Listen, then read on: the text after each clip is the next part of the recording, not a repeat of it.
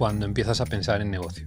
Lo podría resumir un poco en cultura, talento y pasión. La accesibilidad no es una opción. Se nos escapa una cosa, 50.000 euros de multa.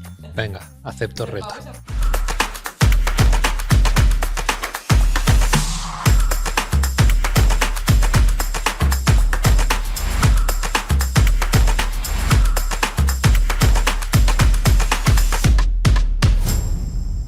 Hola a todo el mundo, bienvenidos a esta sesión hack de High Experience, How's UX Going, cómo va el UX. Hoy estamos aquí con Eloy, Design Lead en Factorial, y con Laura García, que es nuestra Head of Project Management, y yo, Álvaro, CEO de High Experience. Y bueno, vamos a hablar sobre todo de producto digital y de equipos dedicados al producto digital.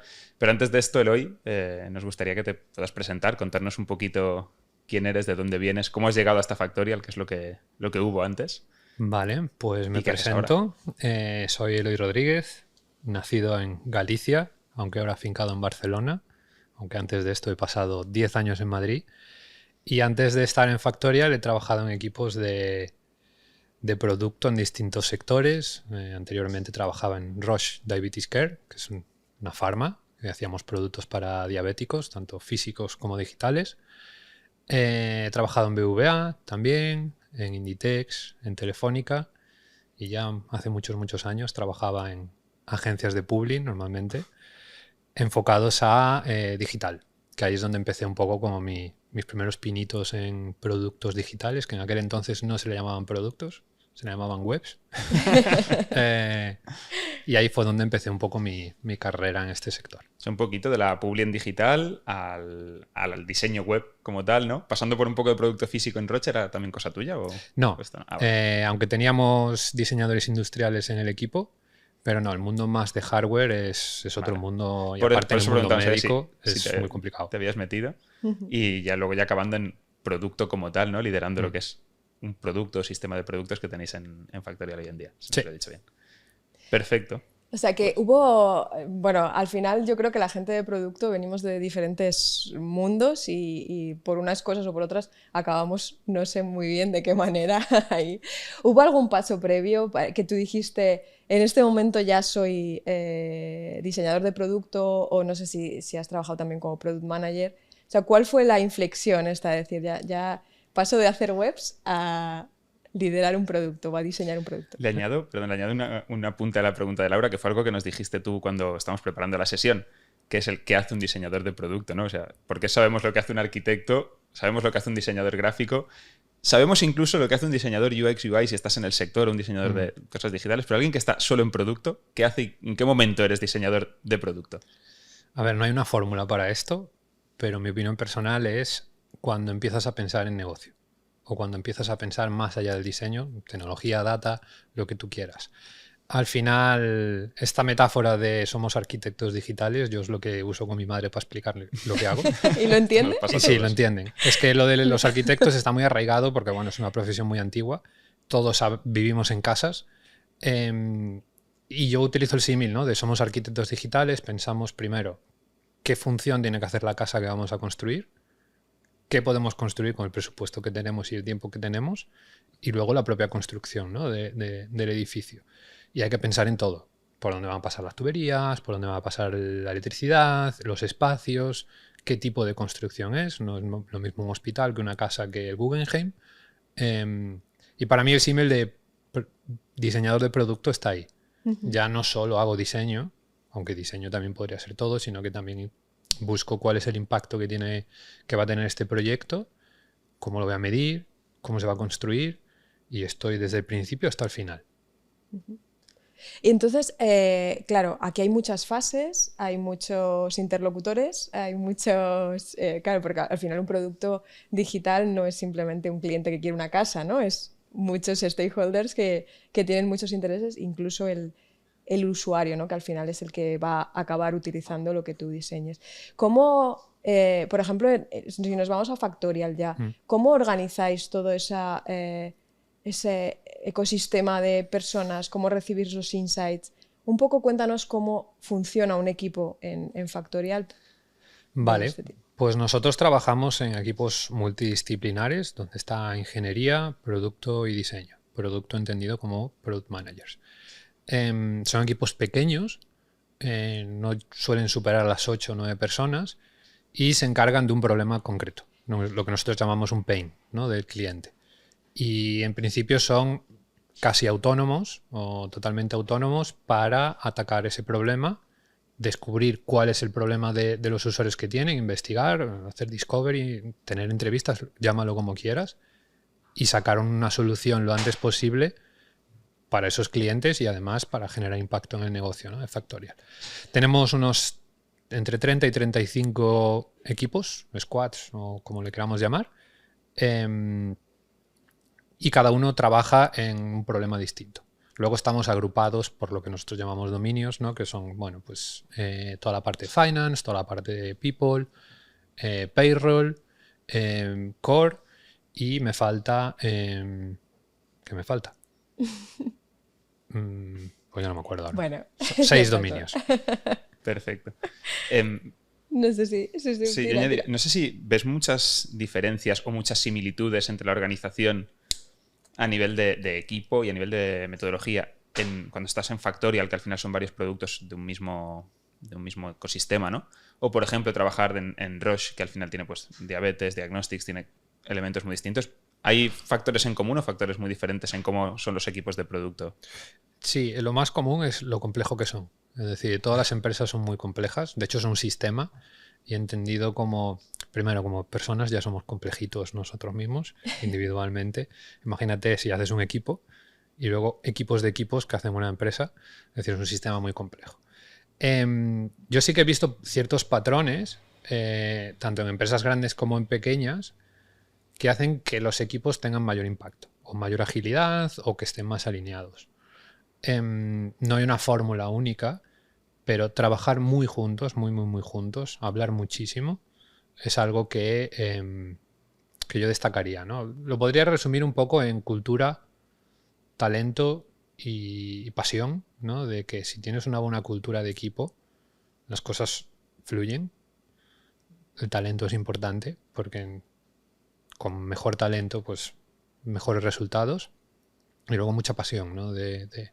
Trabajar en producto es muy difícil, hay que decirlo alto y claro. El software es muy complicado. No son casas, es mucho peor que las casas, porque las casas las haces y ya está. Si no soy un arquitecto va a decir que dicen esto, si eso son pantallitas. Perdón, arquitectos, no se cae. lo siento. Que no se note que tenéis que hacer una carrera y que tenéis responsabilidad civil. No, pero hacer software es muy complicado. Te tiene que gustar mucho. Sí. Yo creo que esto es algo que no... Es un campo en el que te metes o a fuego o no te metes. Porque todos lo sufrimos de alguna manera, es bastante frustrante que muchas cosas que quieres hacer no puedes hacerlas por motivos varios, y creo que es una profesión que requiere mucha pasión. Además, cada día cambia todo. Eso es verdad, que la velocidad de cambio es rapidísima. Es brutal, hasta agobia. Es decir, es agobia porque lo hemos visto ahora con Figma. O sea, sí. De golpe han metido una actualización que va a cambiar los procesos de trabajo de todos los equipos de diseño de producto del planeta prácticamente, y ha pasado de la noche a la mañana. Han dicho, esto es lo que viene ahora, fuera. Sí, sí. ¿No es esto? ¿Cuánto te impacta a ti? Es bueno. Todas estas cosas hay que adoptarlas, pero es que además generamos una cantidad de literatura y de cosas académicas que no paramos de ver frameworks y mira cómo hace esta empresa X o mira cómo hacen este equipo Y claro, tienes un poco de FOMO, ¿no? Y dices, sí, me estoy perdiendo. Me estoy perdiendo, yo quiero hacer esto, ¿por qué no estamos haciendo esto? Anda, mira, es que lo hacemos mal. A ver, no es que lo hagamos mal. Todos los equipos, desde que existe el software, que no sé cuándo se inventó, pero años 60, han sacado software. Todo software es un producto. Y no pasa nada por no hacerlo a la última moda, con la mejor tecnología, que nos latigamos bastante con todo. Sí. Es una mierda. Es que aparte, yo creo que hay objetivos diferentes, ¿no? O sea, creemos, por ejemplo, en el caso que comentaba Álvaro de Figma, claramente quieren posicionarse como los últimos en... No sé, o sea, creo que están apostando por desarrollar o diseñar producto de una determinada manera. quizá en Factorial, no lo sé, cuéntanos todo lo que puedas contarnos, ¿no? Que a lo mejor, bueno, pues estáis enfocados a otros objetivos, ya no simplemente por el miedo, o sí, no lo sé, porque a lo mejor Factorial no está sacando actualizaciones al ritmo que está sacando las Figma. Nosotros sacamos actualizaciones diarias. De hecho, es una cosa que he visto en Factorial que a mí me alucina, que cada día sacamos entre 70 y 120 PRs. Madre mía, lo que pasa es que no somos conscientes, ¿no? Como No, usuarios. No. Tenemos un canal en Slack que es de Changelog, que es una locura. Sí. Todos los días sale algo nuevo. Pequeñas Qué guay. mejoras medias y lanzamientos de productos nuevos. Aprovecho para otro pequeño punto, que no es nada pequeño, de hecho, es un punto grande. Sois unicornio, uno de los primeros unicornios en el sector startupero nacional, o el primero, no estoy seguro. No, el primero creo que no, pero creo que el último de los en pocos Europa. al menos. Sí. O de los únicos en los últimos años, creo. Sí. Sí, eso sí. Sí, ¿Cómo es mantener ese ritmo de actualización cuando llegas a ese tamaño? Y esa valoración y ese impacto, esa capilarización en distintas empresas, impacto a nivel socioeconómico. Es exigente, pero Factorial, yo llevo 6 meses en esta empresa y estoy alucinado, primero con la cultura, ¿no? Hay una cultura muy enfocada a trabajo de impacto, trabajar todos juntos y sudar. Es decir, seremos un unicornio, pero se consigue sudando mucho. También hay muchísimo talento. Yo nunca he visto a tanta gente talentosa en mi vida dentro de una misma empresa. He conocido a mucha, pero aquí está como muy concentrada. Y eso, y también mucha pasión, ¿no? Es que vuelvo a resumir un poco los puntos que decía antes.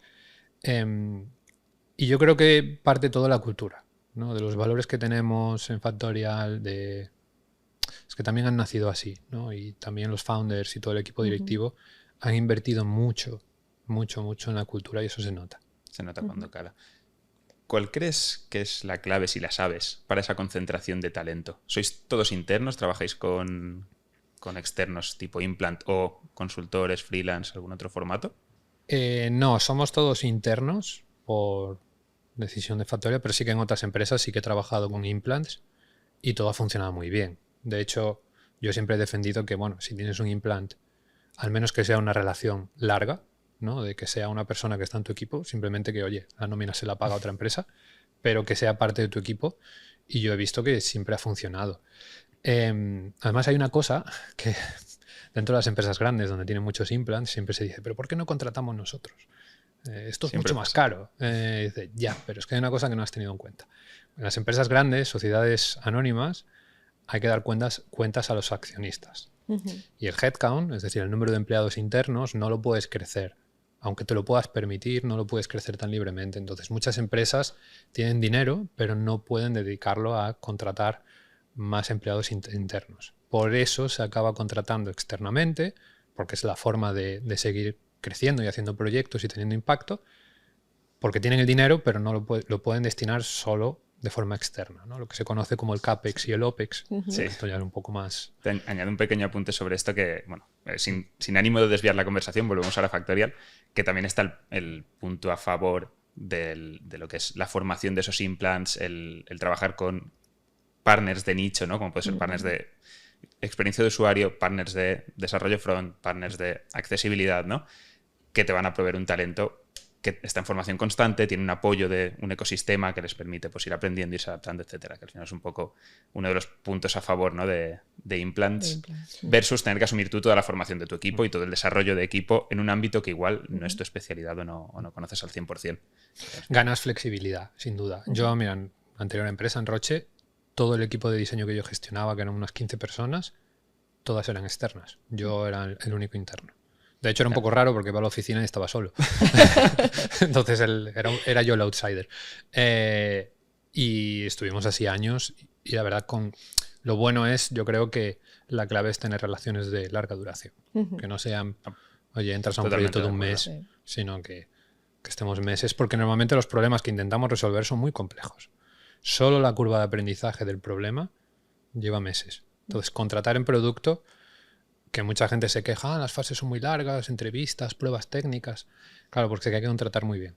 Sí. Contratar mal es un error que pagas muy caro, porque ya no solo el proceso de hiring, es el proceso de onboarding, hasta que el equipo empieza a traccionar, o hay una persona nueva, hay que conocerse, hay que tomar unas cervezas. Bueno, son meses Sí. de inversión y que vale la pena pues dedicarle esfuerzo al hiring por mucha prisa que tengas y por mucha necesidad. Contratar mal se paga muy caro. Sí. Bueno, en High trabajamos en formato implant también en diferentes proyectos, y yo añadiría algo que por lo menos también en nuestra experiencia estamos viendo, es que al final detrás de ese implant también hay un know-how de la propia agencia, por ejemplo, que lo sirve, que siempre, o sea, tenemos como mucha agilidad porque estamos en múltiples proyectos y cosas nuevas que pueden salir, pues al final ese implant también se nutre de toda la información que puede tener la propia agencia. Así que nosotros obviamente apostamos por este formato, pero bueno, entendemos que también son decisiones de empresa, ¿no? Esto es súper interesante porque lo mencionabas al principio, ¿no? Venimos de muchos campos, Sí. nos hemos metido en producto. Yo he conocido a gente que viene de logística, Sí. que viene de arquitectura, viene de literatura. Sí, filosofía, sí. Y toda esta gente que ha venido de campos distintos al diseño, a mí me fascina, porque vienen con una mentalidad como totalmente distinta y siempre tienen cosas que aportar distintas a los, ¿no? A lo mejor a los que venimos más de puro diseño. Y en la variedad, que al final si tienes experiencia en otros campos, en otros productos, está la clave también muchas veces de... Sí, la solución a la complejidad que tú hablas de producto básicamente está en eso, ¿no? En poder juntar muchos perfiles con diferentes visiones, porque al final el producto impacta en muchas áreas, por mucho que sepas de diseño y de desarrollo, si no tienes la visión pues quizá más incluso humanista, ¿no? Que si queréis hablamos un poco también de la parte del diseño inclusivo, de cómo... Venga, acepto. ¿Vamos a por ello? Pues, corto. Ahora sí, microsegundo. Quienes estéis viendo la charla, si queréis hacer algún comentario con preguntas o dudas, no las podremos responder hoy en directo, pero se responderán vía LinkedIn en los próximos días, o sea que podéis dejarlas listadas y pasaremos luego de las más destacadas o las que no se repitan, pasaremos un resumen de respuestas. Pues seguimos. Venga, vamos al temazo. Al temazo del diseño inclusivo, ¿no? En High apostamos mucho por el diseño inclusivo, donde una parte muy importante es la accesibilidad, ¿no? De hecho, pues bueno, nuestra Head of Accessibility viene del mundo de... Corrígeme. Que no trabajo social, pero además está formada en UX y demás, y bueno, tenemos unos perfiles como muy variados. ¿Cómo se trabaja, o si se trabaja esto en un producto que va a este ritmo de crecimiento? ¿Estáis puestos en esto? Sí, de hecho es algo que queremos implementar, no solo porque es bueno para los usuarios y porque está dentro de los valores de Factorial, sino que eventualmente será obligatorio por ley. Es decir, hay una ley europea que en ciertos sectores ya te obligan a día de hoy. Sí. En el software que nosotros hacemos ahora mismo no es obligatorio, pero por ejemplo en banca, en servicios públicos sí que lo es. Y multan mucho. Eso ya es un... Es un hecho. Sí, no. Han empezado. En BVA, que bueno, yo llevaba la web pública cuando trabajaba allí, teníamos que hacer auditorías de accesibilidad. Se nos escapó una cosa, 50.000 euros de multa. Casi nada. Entonces, Creedme no es una opción. Que es bastante más económico contratar a un equipo como High. No es una opción. Si hay que hablar con los jefes, nuestro producto debería ser accesible, es que no es opcional. Si no es ahora obligatorio, lo será dentro de 2 años, cuando la ley entre para todos los productos. Aparte del acceso a mercado que te da, porque realmente hay mucha población con discapacidades diversas, con lo cual te da un acceso a personas nuevas. No tengo el número, pero yo creo que escuché que el 80% de la población tenemos algún tipo de discapacidad o algún tipo de... Son un 16% las discapacidades reconocidas, es decir, gente que tiene un porcentaje de discapacidad por ley, el que sea. Lo que pasa es que se estima que si incluyes perfiles de neurodivergencia, como pueden ser pues una dislexia, una hiperactividad, que parece que no, pero por ejemplo una dislexia en según qué portales web afecta mucho a la capacidad de consumir cantidad de contenido o la velocidad de ese consumo, ¿no? Sí. Ahí sí que ronda el 80 y algo, me parece. Bueno, y yo mismo. Yo a llevar gafas. Sí. Entro. O como siempre decimos, según o sea... sube la edad, más. Sí, Perdona, Laura. y aparte, o sea, ya no son las discapacidades permanentes, ¿no? Que cualquiera de nosotros podemos tener capacidades y discapacidades temporales que nos afecten a utilizar un software que nosotros usamos tan a día como Factorial, ¿no? Y que, un brazo roto, tener al niño en brazos... yo que sé, que te pelen de los ojos, cualquier cosa que no te incapacite totalmente, pero que te ponga las cosas muy complicadas si el software o la herramienta que usas habitualmente no está adaptada. Así que... cualquiera se lo puede imaginar que conjuntivitis, que todos hemos tenido en algún momento, ponte a trabajar con conjuntivitis. Bueno, claro. pues sí. Y a veces hay mucha gente sufre todos los días. Que no son aplazables, ¿no? Que es final de mes y hay que hacer nóminas. Y ahí está Factorial. Sí. Nadie te va a dar la baja por una conjuntivitis, a menos que sea muy grave, pero exacto, te toca trabajar y sufrirlo. Sí. Entonces, no, la accesibilidad no es una opción. Es un estándar ya y tenemos que aceptarlo y hay que invertir, aunque cuesta. Yo creo que debería ser ya un mínimo de calidad y los productos van en esa dirección. Entonces... También es cierto que el challenge es que hay muchos productos que no son accesibles. Convertirlos en accesibles es un esfuerzo. Es más complejo con titánico. Lo que ya está hecho que con lo Sí. que ya haces directo. Pero como pasa con todo, ¿no? Como en su momento, hace unos años, que decían, es que hay que darle la capa de UX a esto, ¿no? Y decías, no, es que era mucho más fácil si empezabas haciéndolo con una perspectiva, ¿no? de experiencia de usuario, de arquitectura bien montada, en lugar de montar el producto a lo tuyo y luego incluir al equipo más tarde. Esto, por suerte, ya no pasa casi. Nuestra palabra preferida, el legacy. Sí, el legacy y las deudas de diseño y deudas de desarrollo. Sí. Pero sí que decías que, por ejemplo, en Factorial, aparte de que ya poco a poco vais a poner foco en esto, sí que estáis trabajando en el diseño inclusivo, ¿no? O sea, como más amplio. ¿Qué nos puedes contar de esto o qué estáis abordando? Fíjate, una cosa muy tonta, pero que es súper relevante, es los géneros, ¿no? A la hora de firmar contratos, a la hora de establecer qué género tiene una persona o no género. Entonces, normalmente en un software de esto te vendrían dos campos y te sería totalmente binario y ahora pues simplemente permitimos que definan o no el género que tiene. A la hora de hacer recruiting también es importante porque queramos o no estamos sesgados. Cuando veas un currículum está ultra sesgado el currículum y tú. Sí. Normalmente la gente que busca empleo no se muestra tal y como es.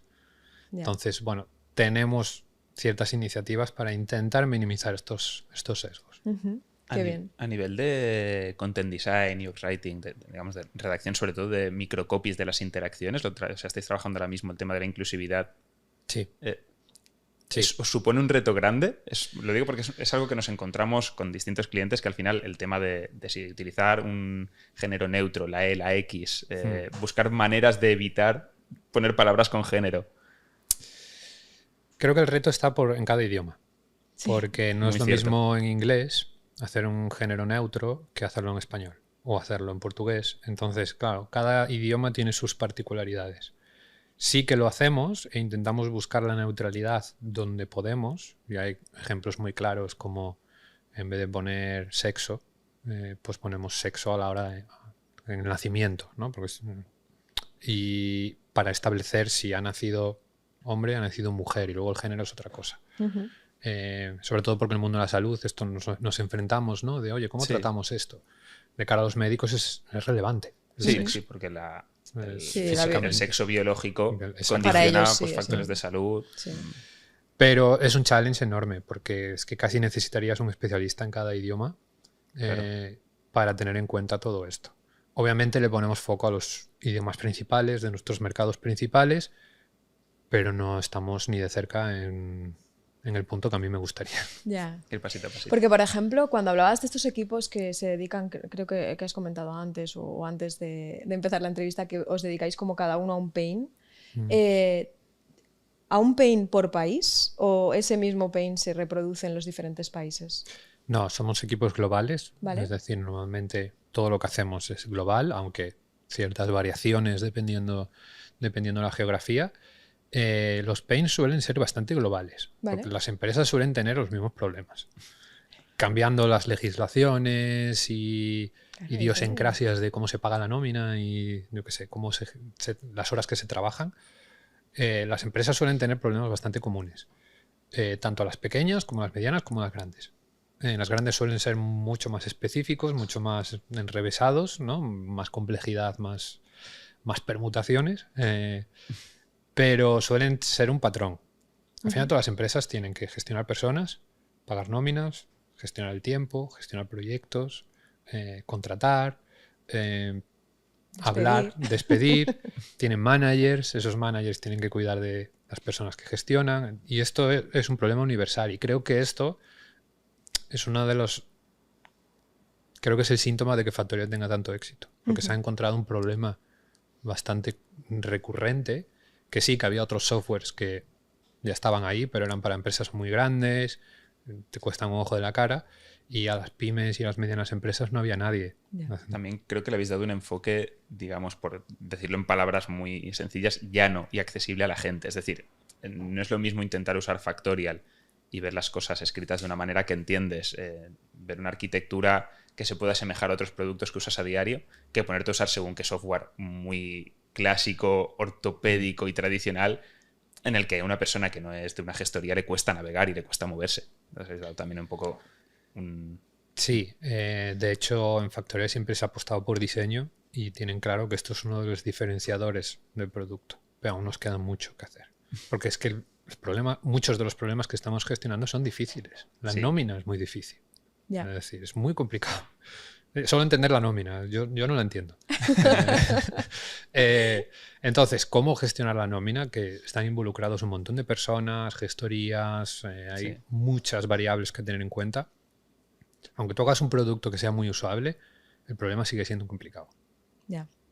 Sigue siendo muy difícil. Bueno, nosotros somos clientes de Factorial y somos clientes fans, o sea que yo sé que tú... Sí. Sí. Y además, bueno, pues yo entiendo que tú tengas no sé, como una exigencia, pero vamos, estamos encantados con este tipo de software. ¿Cómo, hilando también con esto un poco, cómo soy yo de Hilari? Hilari. ¿Cómo detectar, o sea, cómo recibís esos insights? ¿Cómo decidís hacia qué funcionalidad o qué pain abordar? ¿Interno, externo? ¿Qué consideráis clientes o usuarios? No sé, cuéntame un poco cómo...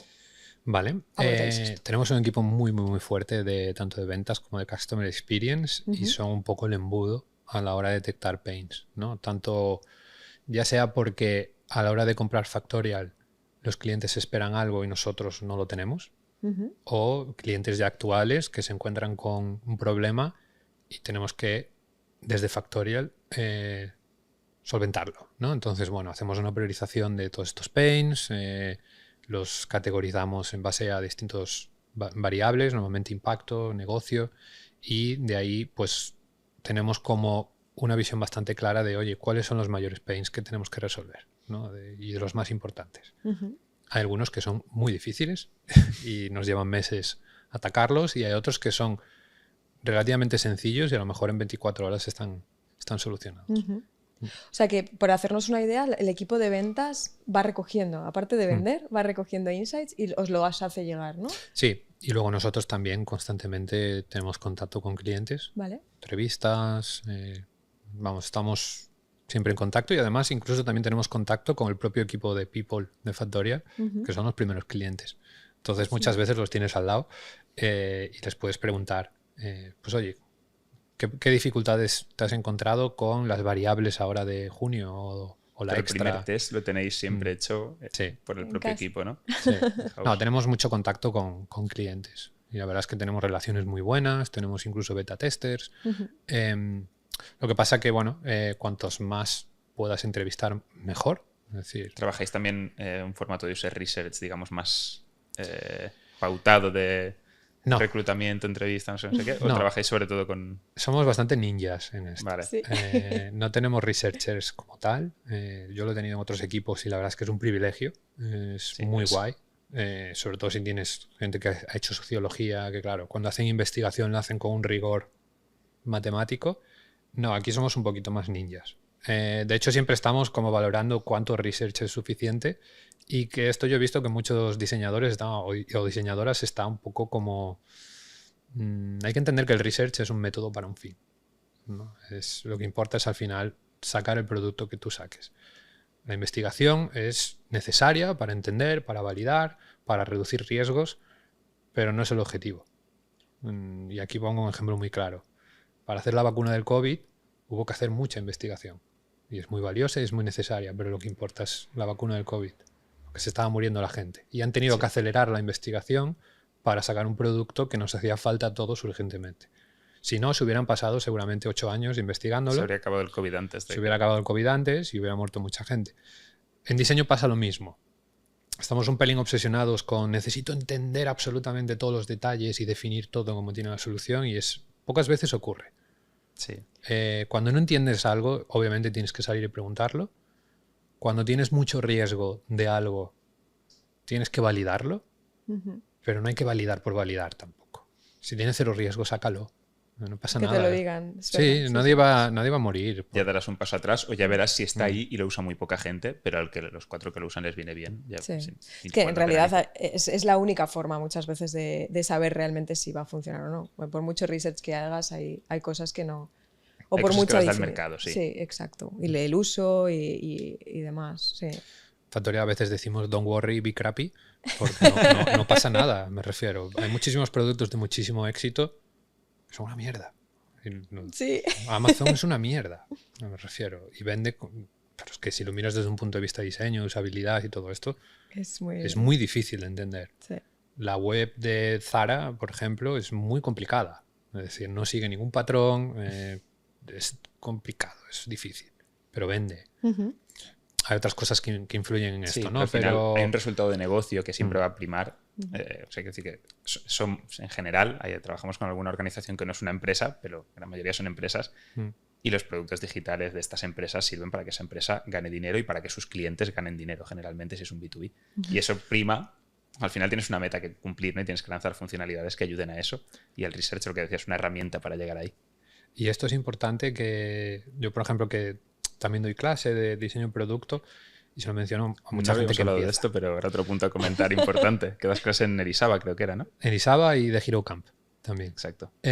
Mucha gente que está empezando, claro, son apasionados del diseño y esto es buenísimo, pero no olvides que tú estás trabajando en una empresa que te paga una nómina, y para que tú te puedan pagar una nómina tienes que generar algún impacto en retorno. Entonces, no nos obsesionemos solo con los usuarios, tenemos que obsesionarnos también con el negocio y con que lo que nosotros diseñamos como arquitectos se pueda construir, porque nadie quiere un Calatrava.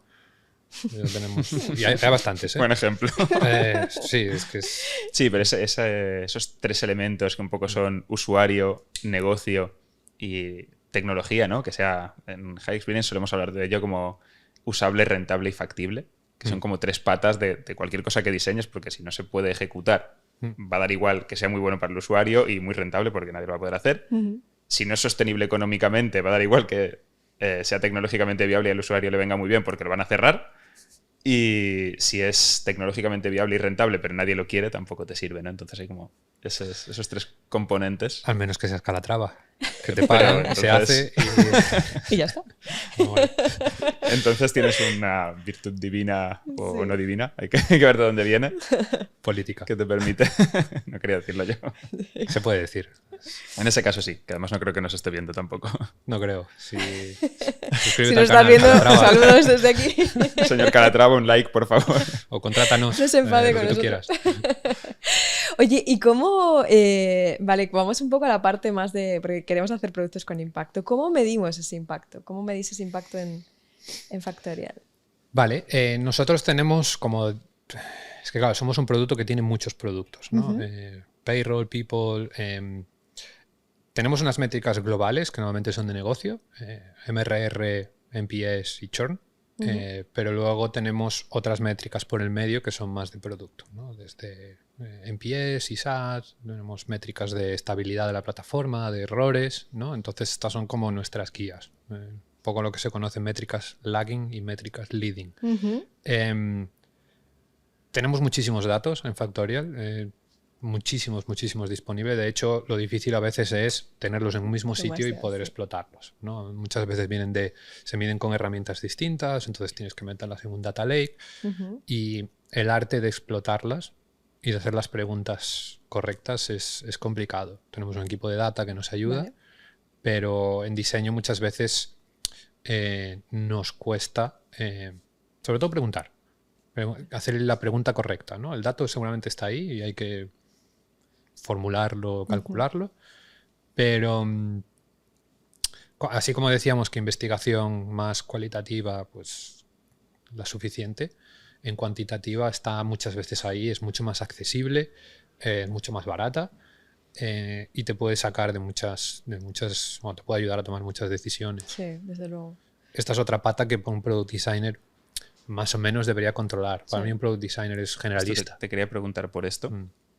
En cuanto a perfiles de product design o de diseño más orientado, digamos, al que se mete dentro de UX, aunque es un término que a veces se usa muy vagamente,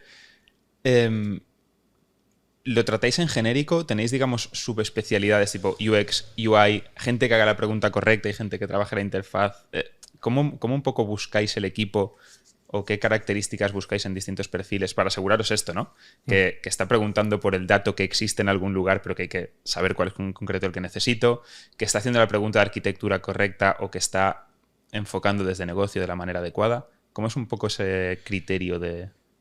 Pues mira, depende de la empresa. En BVA sí que teníamos como disciplinas especialistas, ¿no? Teníamos visual, teníamos UX, teníamos design ops. Aquí en Factorial sí que somos todos product designers, excepto content designers. Vale. Son los que se encargan de UX writing y bueno, es una hiperespecialización muy concreta. Pero no, todos somos generalistas, aunque tenemos en cuenta las áreas fuertes de cada uno. Un criterio de selección, entiendo también que puedan resolver este tipo de necesidades, ¿no? Y hay gente que sabe de cosas que otros no. Yo qué sé, pues de motion. Hay gente que sabe hacer animaciones. Yo, por ejemplo, no. Entonces, cuando necesitamos algo...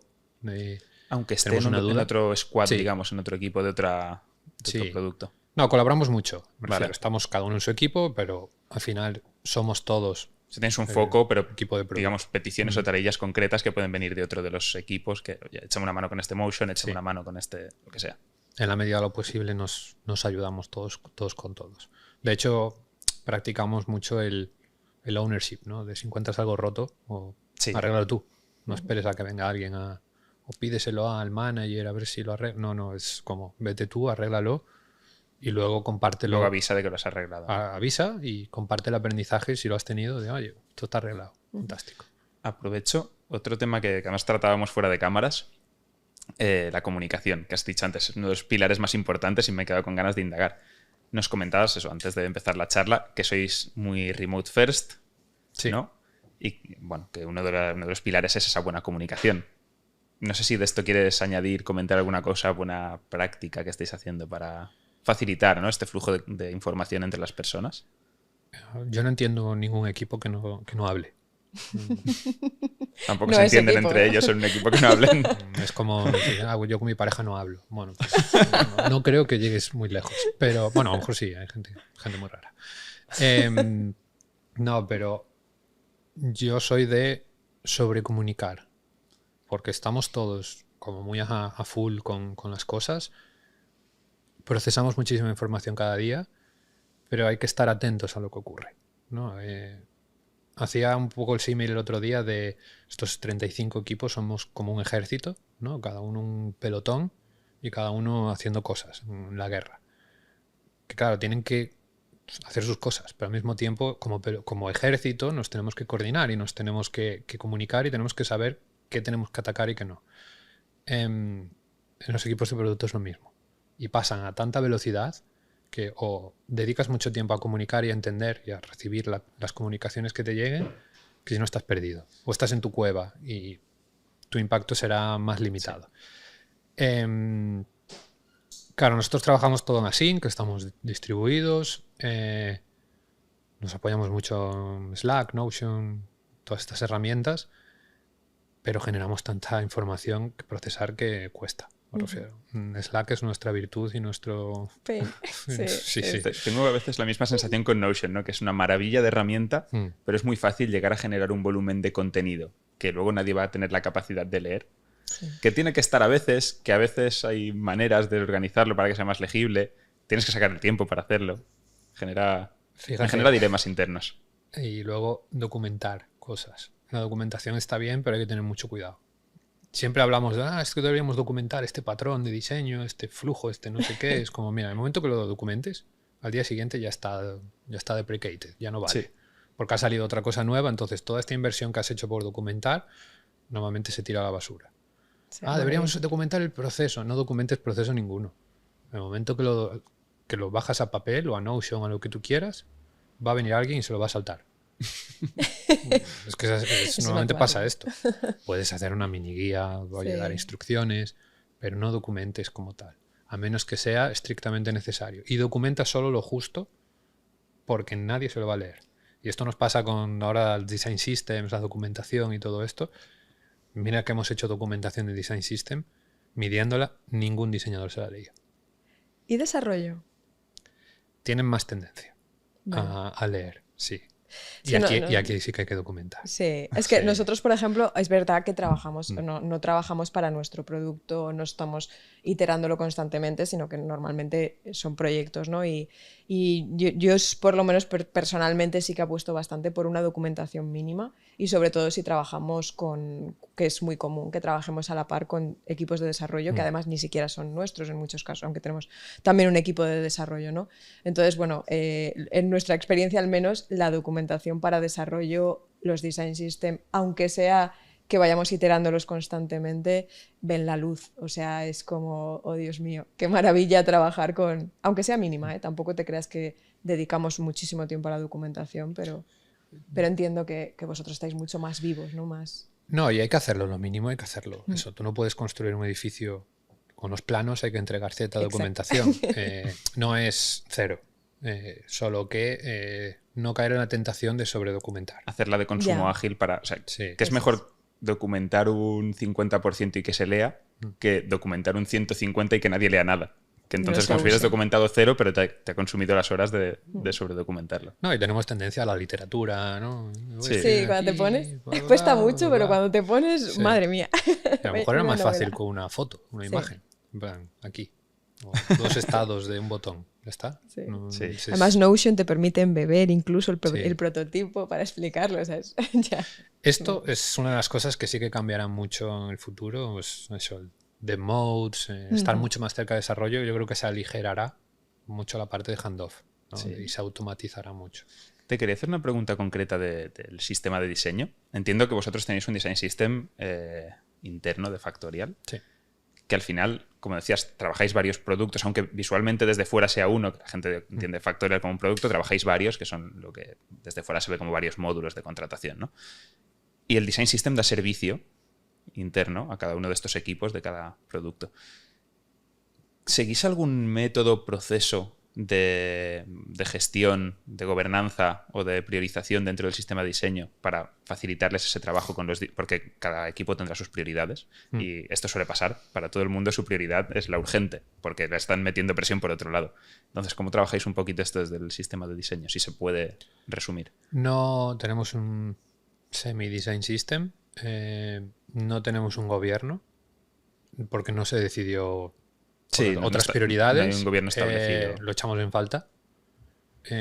Intentamos hacer un modelo federado en el que todo el mundo pudiera contribuir, pero bueno, estamos viendo que sin ese gobierno es bastante complicado de coordinar y lo estamos en ello. Lo que pasa es que somos conscientes de que, oye, tenemos unas prioridades de negocio muy claras, el Design System nos puede ayudar en eso, pero todo Design System requiere una inversión bastante fuerte al principio. Sí. Es una curva bastante pronunciada de inversión y que ahora, por el momento en el que estamos, pues hemos decidido que teníamos otras prioridades. Nos encantaría, pero que hay que elegir batallas. Y de equipo también. Sí. Para eso muchas veces se contrata agencias como High Experience para hacer esos trabajos, ¿no? Laura, perdón. Que acabo de liarla, ¿no? Con el micro, ¿o no? No, pero por ver las horas. ¿Está todo bien con el micro? Como vamos de tiempo. Ah, vale.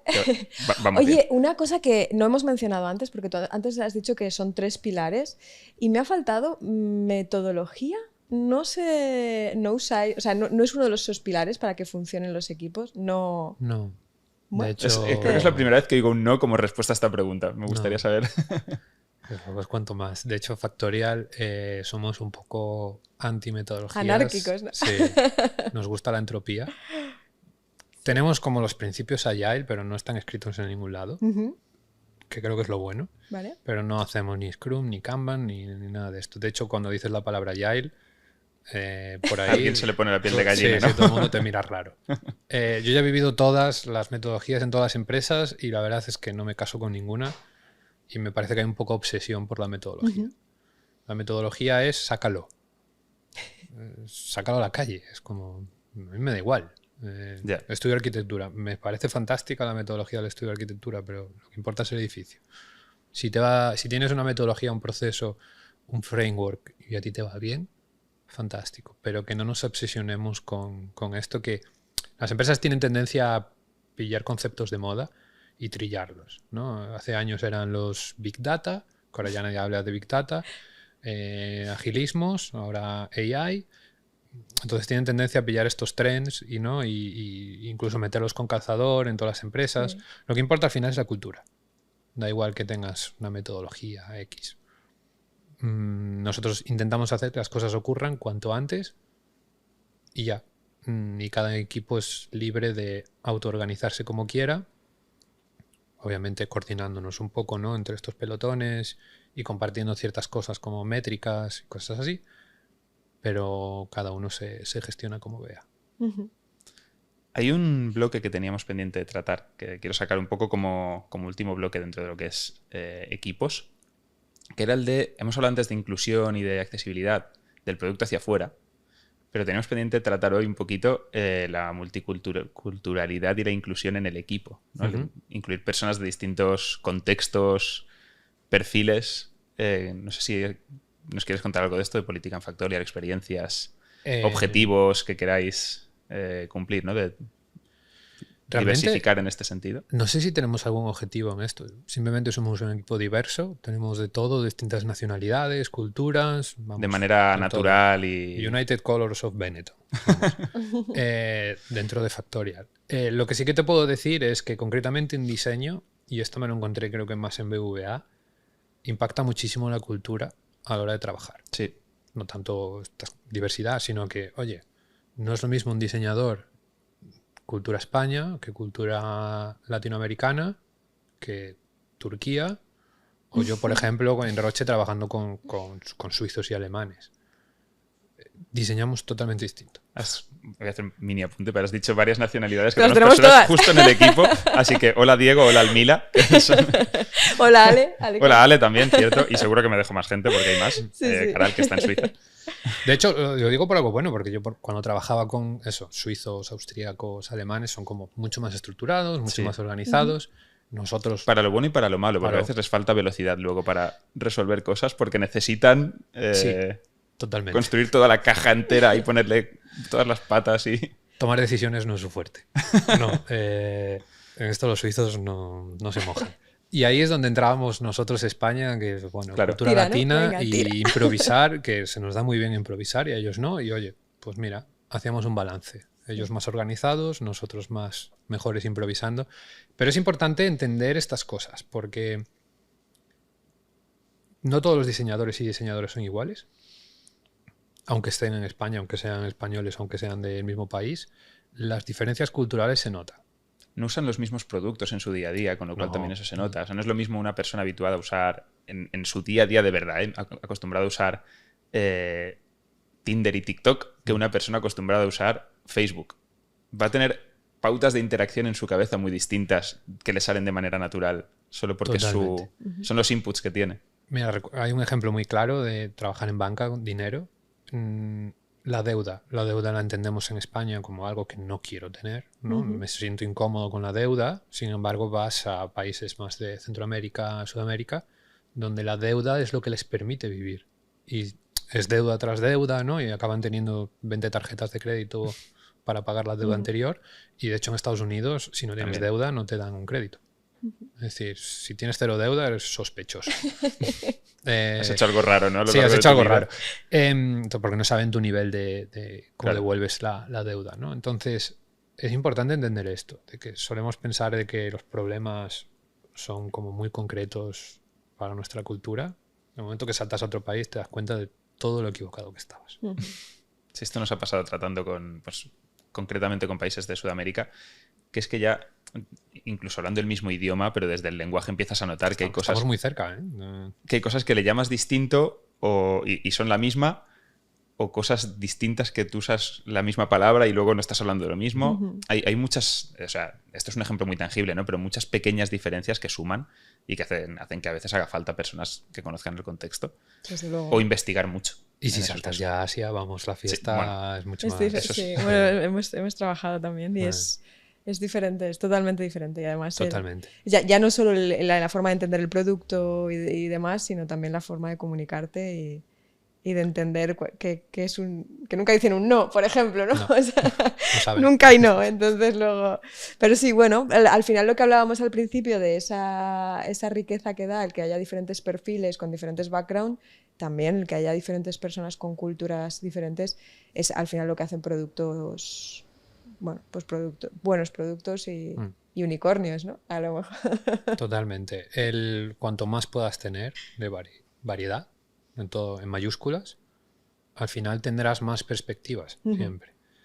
Obviamente no podemos tenerlas todas, ¿no? Pero Tampoco existen todas, yo creo, ¿no? No, O sea, al no final existe, cada no. persona No. va a tener sus pequeños... Pero bueno, yo creo que el mero hecho también de que haya como bastante representación de diferentes, ya te da pie a decir, Sí. oye, es que a lo mejor ni siquiera en este grupo tan complejo estamos teniendo todas las visiones y te da como pie a decir, vamos a intentar abrir. A saber, más, ¿no? más que saberlo todo, a saber que no lo sabes todo, Que no lo al final sabes es todo. el principio de... Exacto. Sí. esto es muy interesante. Cuanto más mayor me hago, menos sé. O tengo la sensación de que sé menos. Sí. Es como... Creo que también este sector nos lleva mucho a eso, ¿eh? Porque Sí. vas, y más en tu caso que has pasado, ¿no? Por distintos, o sea, dentro de ser el sector producto digital, por distintos sectores empresariales, por banca, por salud, por... es a empresa. propósito, Pero me he marcado la regla como de cada 5 años máximo quiero cambiar de problema. claro, te va dando como visiones. Realmente cada X tiempo has entrado en un sitio en el que te has dado cuenta de que no sabías. Porque llegas Nada. a un ámbito nuevo y, Nada. hola, ¿de qué va esto? Síndrome del impostor todos los días, yo. Ya, bueno, eso es habitual en el... Pero aprendes, ¿no? El monigote ese de This is fine, ¿no? Y la casa en llamas Sí. nos representa a todos. Que no hay expertos. Y esto dando clase, los alumnos que empiezan y que ven todo este sector están súper intimidados. Porque es como, "Buah, pues que no lo entiendo, parecéis todo tan pro". Y dice, de pro nada. Es decir, Estamos aquí improvisando, inventando. Entonces aquí está todo en llamas. Y simplemente el truco es sentirte cómodo dentro del incendio, pero que no hay expertos en este área.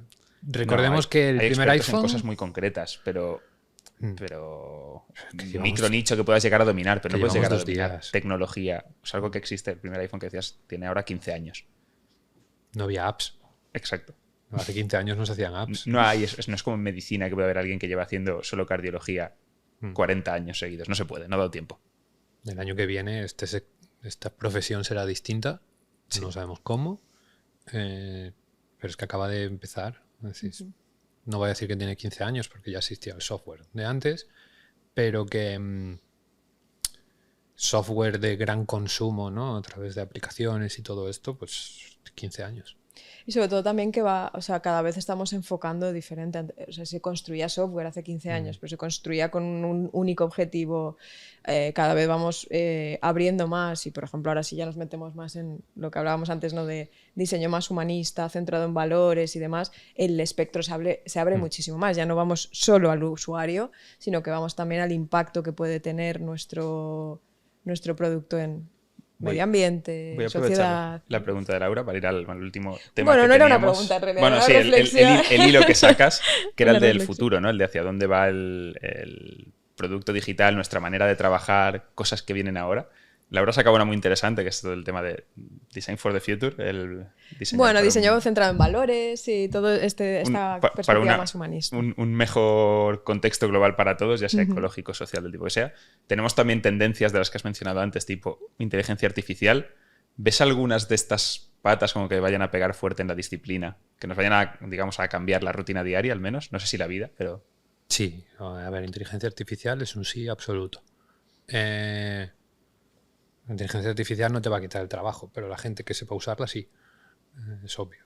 De hecho, hay cosas que son muy fácilmente mejorables, eso, todo el proceso de handoff, documentación, todo esto de mover píxeles, Sí. eventualmente se va a acabar. Porque es el trabajo más manual, la inteligencia artificial es fácil que no te lo va a quitar, no te va a quitar de hacerlo. Pero una Thermomix no te quita de cocinar.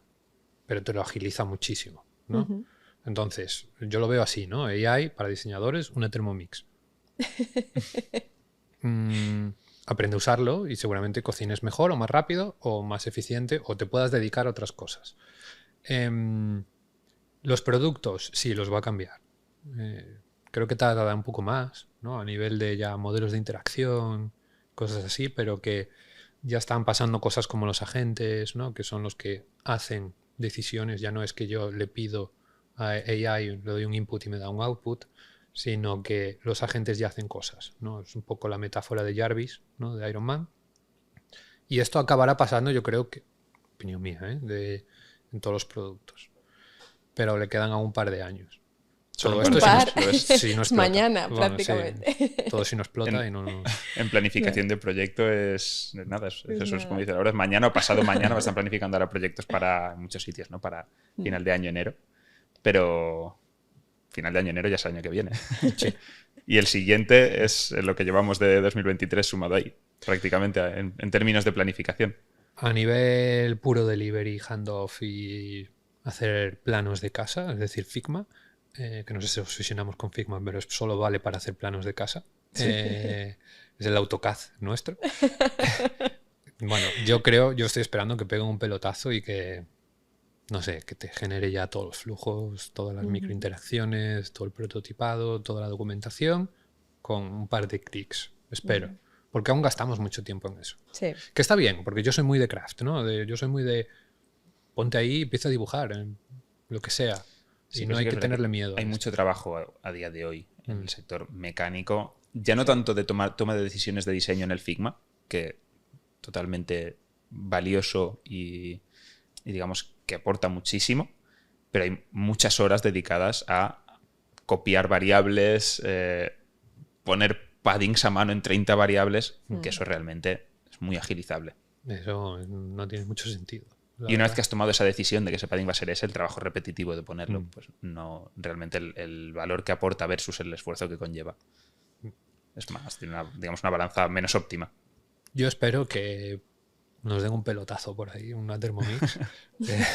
Yo seré el primero que la compre. Pero no, yo creo que más allá de esto, tienen que pasar varios años porque el cambio de comportamiento de los usuarios, de guiarnos ahora de un Siri de verdad que nos haga las cosas. Hay una curva de aprendizaje. De pérdida del miedo, sobre todo, yo creo. Es difícil pronosticar esto. Es como por primera vez tenemos una tecnología que está por delante de la necesidad, ¿no? Y aún tenemos que aprender a usarla. Y yo estoy intentando leer mucho de esto y hay gente pues estudiando de patrones de interacción. IBM ha sacado un paper muy interesante sobre esto para diseñadores. Y que hablan desde el punto de vista más humanista, ¿no? Claro, ya no es una interacción, es una relación lo que tú tienes que construir, ¿no? Porque es un ente que no piensa, pero actúa para ti. Entonces ya no estamos hablando de interacción en sí misma, estamos hablando de una relación de yo y otra cosa.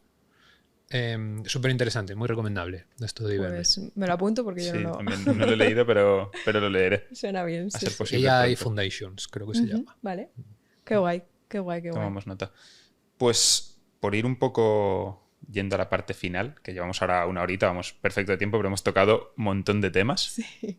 Como las preguntas del público irán después. Lau, no sé si tú quieres añadir algo final antes de... Yo creo que no. Bueno, que es súper interesante, que creo que al final vamos evolucionando el producto, quienes estamos dentro, y que no hay ninguna pregunta concreta, simplemente Vale, pues voy un poco a esas fast questions finales. Las preguntas que tienen... Sí, bueno, son Para el preguntas troleo. rápidas, pero son ya un poco off topic para ir bajando hacia la salida. Que, bueno, te voy a lanzar 3, que son recomendadas para diseñadores, una canción, un libro y una película. O sea, vale, un libro lo tengo muy claro. Creatividad S.A. Es bastante común. Fundador de Pixar, pero a mí me inspiró mucho. Canción Don't Sweat the Technique de Eric B. y Rakim, de época hip hopera antigua. De 90s esta, ¿no? Sí. Y una peli, Wall-E. Oh. Wall-E. Venga, Pixar. Muy buena elección. Muy buena Casi elección. muda la peli y es. Qué bonita. y yo lloro. Sí, pero Sí. te da mucha perspectiva de una manera muy coloquial, digamos. Oye, Y- ¿este bloque es nuevo de preguntas? Sí. Ah, vale. Esto lo Lo añadimos estrenas después tú. de la última sesión. Y voy a la última, que esta es la comprometida. Uh, Una nominación de alguien para que venga. Alguien que tenga cosas interesantes que quiera El contar. rey. ¿Perdón? Que tenga cosas interesantes que decir. Te has Yo estoy perdido. deseando que salga la serie en Netflix. Venga, a mi amigo Alex Carbajo, ¿De dónde? de Design Lead en Nespresso. Y está aquí en Barcelona. Ah, qué bueno. Así que Pues, es un- Alex, Y también de Galicia, te escribiremos. también gallego. Ah, Así también que- gallego. Sí, Qué buena gente sale del norte, ¿eh? es la comida. Ah, vale. Sí. Ahí podríamos Cuando se hablar. está bien alimentado, todo. Si comes bien, sale buena gente. Pues nada más, ¿no? Pues Hasta yo creo que hasta aquí. No sé si tú quieres añadir alguna conclusión final, alguna cosa. Si no, no pasa nada. No, para todos los que estén pensando en diseño de producto, les apetezca o estén aquí metidos, no te cases con los frameworks, disfruta tu trabajo, eres el perrito en llamas de This is Fine. Y ya está. Y hay que adaptarse a ello. Y- Tenemos una frase que tenemos nosotros en el Notion, en nuestro handbook así de onboarding, es siéntete cómodo en la incertidumbre. Tu trabajo al final es deshacer esa incertidumbre y no va a dejar de serlo, ¿no? Estamos aquí para que llegue un problema y buscar una manera de resolverlo. Y cuando acabes va a venir otro, y luego otro, y luego otro, porque se trata de eso. Entonces es adaptarse un poco a que tu rol consiste en eso. Suscribo y construyo. Don't worry, be crappy. Exacto. Ya está. Muy bien. Pues nada, muchas gracias por venir. Muchas gracias a todo el público. Muchas gracias, Laura. Gracias. Y nos vemos en la siguiente. Y recordad, poned comentarios, preguntas, dudas, en los Sugerencias. comentarios, sí, sugerencias. Y haremos una ronda de respuestas de preguntas en LinkedIn.